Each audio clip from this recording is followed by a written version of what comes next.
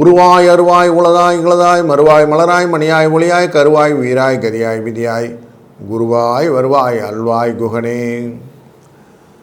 Sri Kuberan TV நேயர்களுக்கு இனிய வணக்கங்கள். வணக்கம் நண்பர்களே.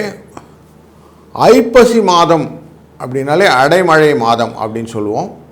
இந்த ஐப்பசி மாதத்திலே துலா மாதம் என்ற ஒரு குறிப்பு உண்டு. துலா ராசிக்குள்ளர சூரிய பகவான் உள்ள வருவார். முக்கியமாக காவிரியிலே நீராடுவது ரொம்ப முக்கியமான பலன்களை தரும். அப்படிங்கிறனால துலா முழுக்கு அப்படின்னு சொல்லுவாங்க. கடமுழுக்கு அப்படிங்கிற கடைசி நாளில் கடைமுழு வரைக்கும் நடக்கும்.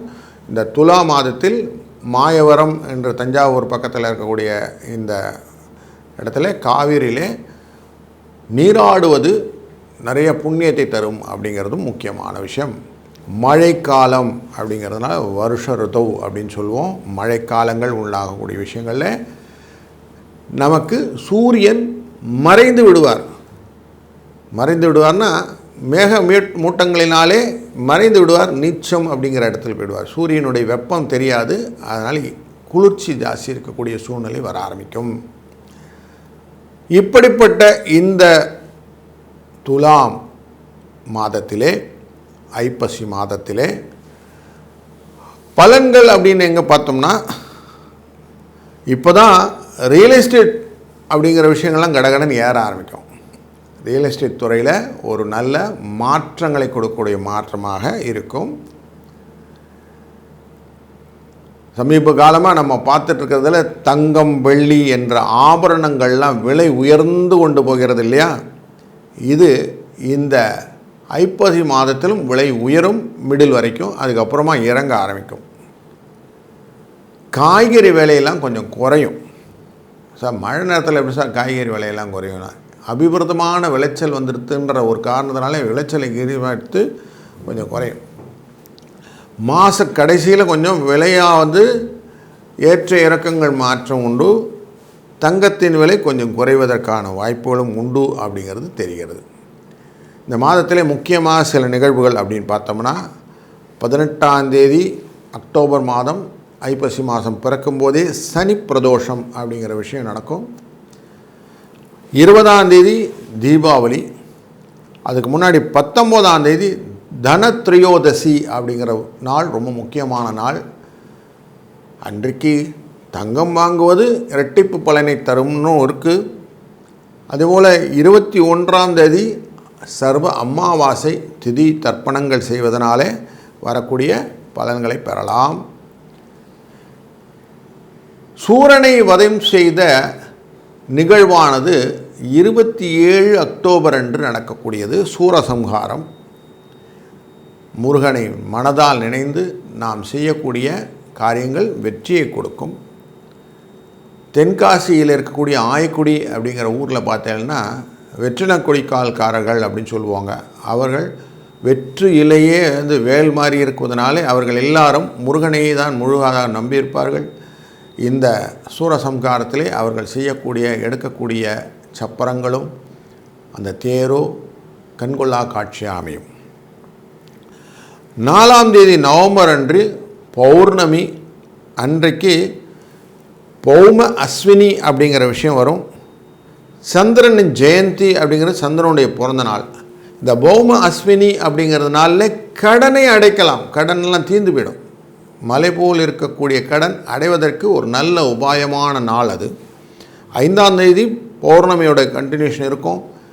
அன்றைக்கு அன்னாபிஷேகம்னு சொல்லி நம்ம படைக்கக்கூடிய இறைவனுக்கு சாதத்தினாலே காய்கறியினாலே அலங்காரங்கள் செய்து அழகு பார்ப்போம் அப்படிங்கிறதும். 12ஆம் தேதி நவம்பர் அன்றைக்கு கால பைரவ அஷ்டமி என்கிற ஒரு நல்ல நாளும் உண்டு. 16ஆம் தேதி நவம்பர் அன்று கடைமுகம் என்கிற கடைசி துலாஸ்தானத்தை பண்ணுறவங்க மறுநாள் முடன் முழுக்குன்னு இருக்கும். அப்படிப்பட்ட ஒரு நல்ல நாளில் இந்த ஐப்பசி மாதம் தொடக்கம் முதல் இறுதி வரை நிறைய நல்ல நல்ல விஷயங்களும். அதில் தீபாவளி பண்டிகை 20ஆம் தேதி இருக்குது. சந்தோஷமான தீபாவளி நல்வாழ்த்துக்களுடன் உங்களை ஒரு ராசிக்கும் எப்படி பலன் இருக்கிறது என்று காண அழைக்கிறேன். வாருங்கள். வணக்கம் சிம்ம ராசி அன்பர்களே. உங்கள் ராசிநாதனான சூரிய பகவான் மறைவு நீச்சம் என்கிற துலா ராசிக்குள்ளரை நுழையக்கூடிய ஐப்பசி மாதத்திலே உங்கள் ராசியினுடைய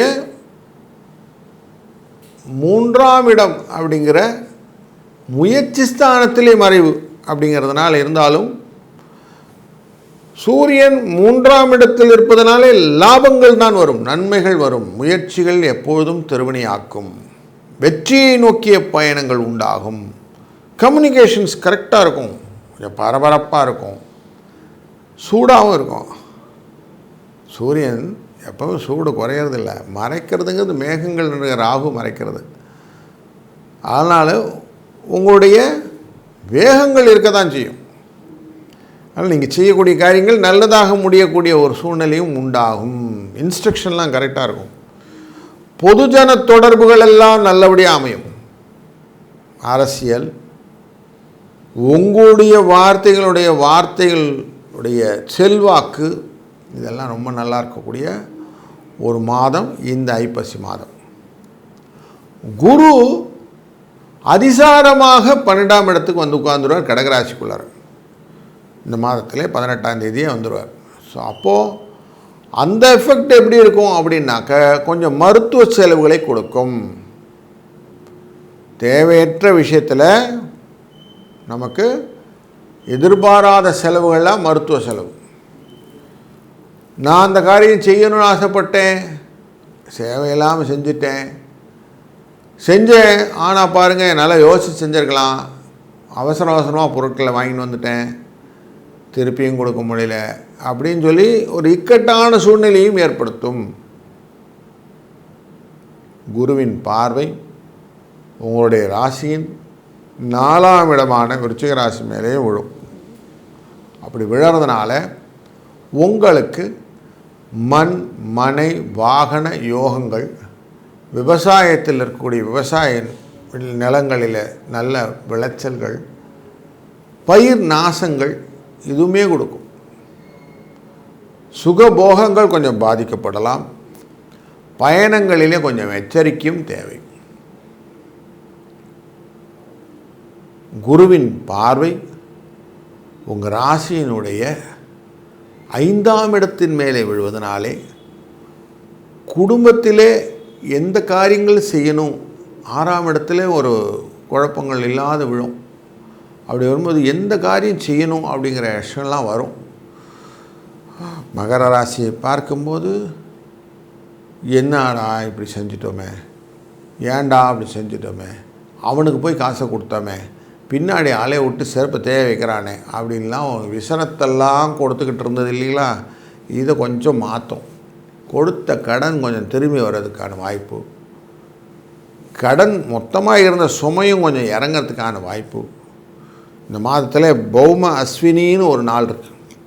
4ஆம் தேதி நவம்பர் அன்றைக்கு அஸ்வினியோடு சேர்ந்த செவ்வாய்க்கிழமை அன்றைக்கு நீங்கள் கடனை அடைப்பீர்களானால் உங்களுக்கு மலை போல் கடன் இருந்து சார் நீங்கள் கடன் அடைஞ்சிடும்.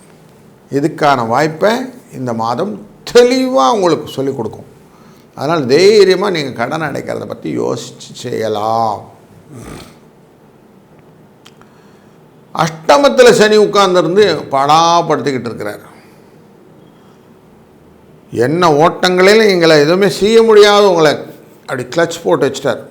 பயம், ஆயுள் சம்பந்தப்பட்டதிலே பயம், அந்த பயத்தை போக்கி விடுவார் இந்த குருவின் பார்வை. குரு 12லேருந்து பார்த்தா கூட பயம் போயிடும், கவலைப்பட வேண்டாம். இதெல்லாம் நல்ல விஷயம் இந்த மாதத்தில் நடக்கப் போகுது. இந்த மாதத்தில் சூரசம்ஹாரம், சூரனை வேல் கொண்டு தன்னிலைப்படுத்தி கொண்ட முருகனின் செயல். ஒரு பாகதியை மயிலாகவும் இன்னொன்று சேவலாகவும் மாற்றி கொடியாகவும் தன் வாகனமாக வைத்து கொண்ட தடுத்து ஆட்கொண்ட பெருமான் முருகப்பெருமான். அவருடைய இந்த சூரசம்ஹார நாள் 27 அக்டோபர் அன்றைக்கி வருது. அந்த நாளில் உங்களுக்கு அனைத்து விதமான நலங்களும் வரப்போகிறதுன்னு மனதில் எடுத்துக்கோங்க. சஷ்டி அன்றைக்கு நீங்கள் நினச்ச மாத்திரத்தில் நடக்கக்கூடிய காரியங்கள் அன்றையிலேருந்து நடக்க ஆரம்பிக்கும். அதுக்கு என்ன பண்ணணும்? சர்வ அமாவாசையான 20ஆம் தேதி அன்றைக்கி 21ஆம் தேதி அன்றைக்கி முன்னோர்களுக்கெல்லாம் நல்ல தர்ப்பணங்கள்லாம் செய்து விடுங்கள். இந்த மாதம் தீபாவளி இருக்கிறதுனால உங்களுக்கு தீபாவளி வாழ்த்துக்களையும் சொல்லிக்கொள்கிறேன். நீங்கள் தீபாவளியை நல்லபடியாக குதூகலமாக குடும்பத்துடன் கொண்டாடுங்கள். நல்லது ஒரு மாதமாக அமையட்டும். நல்லது நடக்கும். நல்லதே நடக்கட்டும். வாழ்க வளத்துடன். ஸ்ரீ குபேரன் டிவியை பார்த்தமைக்கு நன்றிகள். மேலும் இது போன்ற தகவல்களை தெரிந்து கொள்ள ஸ்ரீ குபேரன் டிவியை சப்ஸ்கிரைப் செய்யுங்கள். மறக்காமல் பெல் ஐக்கானை கிளிக் செய்யுங்கள்.